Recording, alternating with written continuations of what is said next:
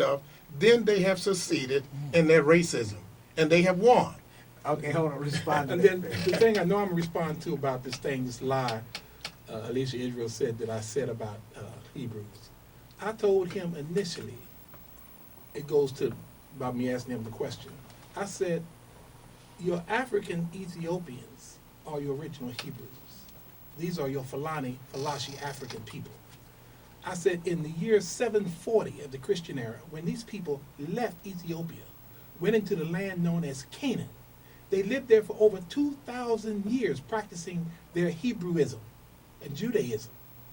I said when these Europeans, these Ashkenazim Khazars, came into the land of Canaan, they lived there, learned all they could about Judaism from these African Ethiopian Hebrews.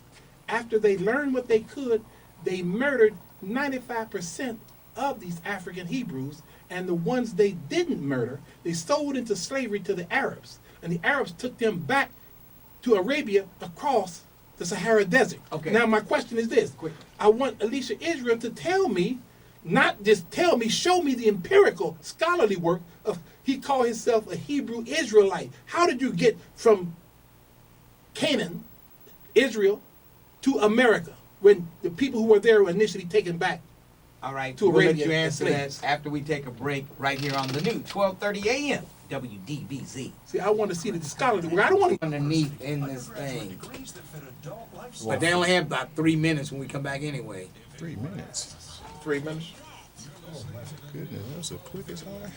Well, that's the first thing I told you. I You said don't it's want not this video. enough. I got this. But I said it's not enough time, but the only thing I told you once I got here, as long as it's fair, we just have 1 second apiece. Some questions. Like, is the empirical Uh, proof? quickly, I have a book by Rudolph Windsor, and he will explain in his book, it's called From Babylon to Timbuktu, and he will show you how and he's a professor, and he will show how the Israelites came from the land of Canaan to West Africa, where they're at today in the millions. Now, what's your question for Pharaoh? My question from Pharaoh is that when we talked the last time, you said you go by the book of the coming forth of day and night.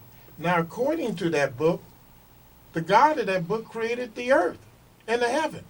Now, how can you claim in one instance that you are a spiritual man that has a God and you go by a book called the coming forth of day and night, and then the next instant you came from an intelligent ape?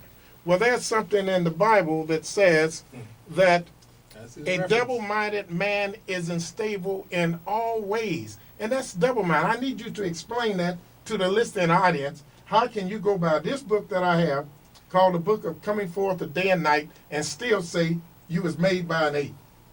Simply because I also study science, I also study history. This is how. But those are I know. contradicting one There's not another. Kid contradiction. You said you What- go by this book. Let me explain. Let me explain. I Oh. say I go by the teachings in terms of the 42 admonitions of my Oh, God. now I you're never told changing you- it. No, you would now never for give the me a chance to say 42 it. admonitions. I never said no, I you did went not by, say that I said I went by before, everything sir. in there. You That's said what I you said. go by this book. I go and by- now, and and you if you said read you the go book, by you'll the find God it of in this there. book. All right, we are out of time, Yes. but callers, I'm sorry I didn't get to everybody, but Yes, sir. the debate continues, and they'll never come to any agreement on anything. my gracious. Pharaoh, brother Elesha Israel, thank both of you for You're joining me certainly this welcome, and I afternoon. want to thank all the listening audience for giving us their time and indulgence. Thank Pharaoh, you. your classes tonight. The class starts this evening, 6 p.m., 6 to 8 at the Hirsch